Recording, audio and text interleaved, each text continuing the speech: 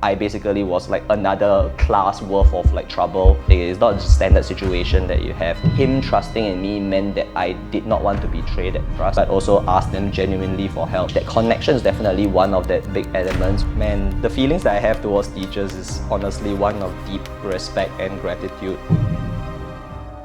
Whilst people are quoting now that I am really smart, he recognized it way before any of them and actually put in a lot of effort to kind of make it happen. Hi, I'm Sean, and it was a very interesting situation. They had a lot of difficulties because they were sort of juggling between managing the rest of the class, and I basically was like another class worth of like trouble to do. In primary 1 and primary 2, sometimes when I get too energetic, you know how pets have zoomies, I typically would have that, but I would be running around the classroom.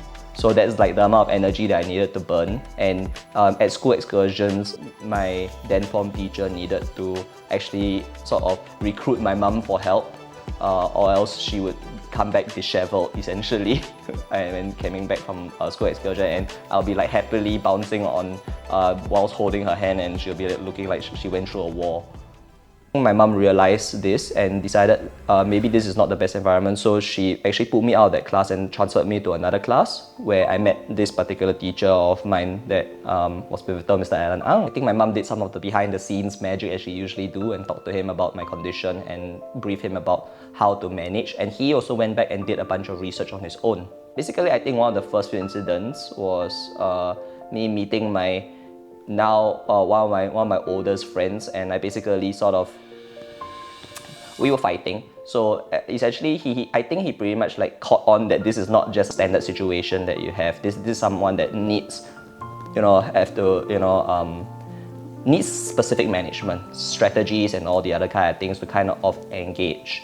He would also ask me to go down to the teacher's room, and he would help guide me through some of the work and also talk with me about the various issues that I was facing in class. I think it absolutely is like a whole package. That connection is definitely one of the big elements where like him trusting in me meant that I did not want to betray that trust, and I wanted to do well because that he had done well teaching me and put in so much effort in guiding me. Another thing that happened to try and get my scores up was also I ended up finding different people in class to sort of compete at their scores, and that competitive, attitude that we have a bit as ADHD went into academics and not just, into gaming space. And I found like the way that I would treat going to school very different. And I'm looking forward to going to school, meeting my teacher, meeting my friends, going into class, experiencing whatever we were learning. And yeah, and the other thing was just exams coming up. I was looking forward to exams. I was not like dreading exams. And that was one of those very strange sensations when everyone else is like, oh my god, exams are coming. I'm like, oh, woo, exams are coming. Yeah, it's really strange. But like, I remember that was one of the like flip arounds. And it was like around like the early primary 5 to late primary 4 period that I realized that switch.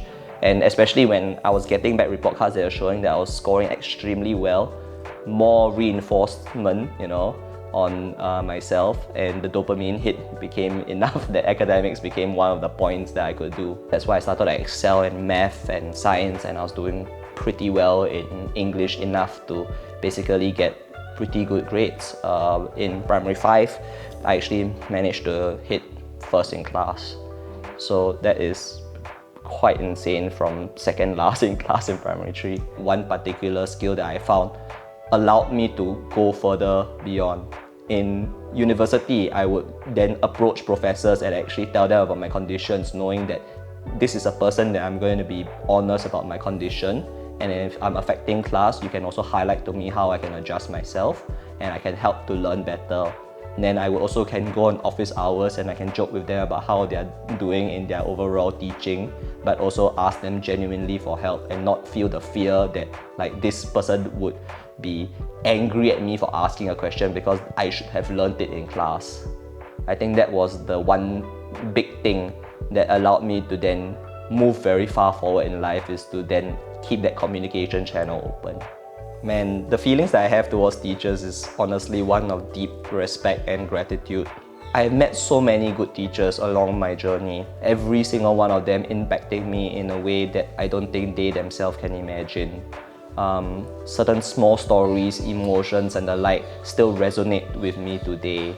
Words of encouragement of how to improve, of where they think I am a good person and where I think I excel in, still resonate with me. And I say that is something that you as teachers do better than anyone else, is to give a inspirational path towards us and show us what we can be instead of what we currently be. A way I think Mr. Ang described me from very young was a diamond in the rough, and what he did was cut and polish me. So he saw the potential in me where I did not see it in myself, and I think that is one thing that you teachers have the ability to do, and even more so than seeing it, you have the ability to reveal it.